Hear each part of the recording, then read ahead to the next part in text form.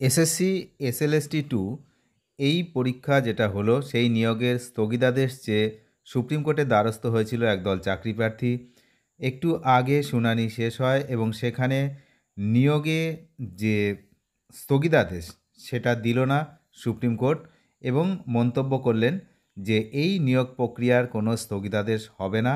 যদি স্থগিতাদেশ দেওয়া হয় তাহলে সবচেয়ে বেশি ক্ষতিগ্রস্ত হবেন যারা যোগ্য শিক্ষক ছিলেন, যাদের চাকরি হারিয়েছেন, তারা আবার এই পরীক্ষায় বসছেন এবং তাদের চাকরি সুনিশ্চিত করতে হবে রাজ্য সরকারকে, এমনটা নির্দেশ কিন্তু আগেও ছিল।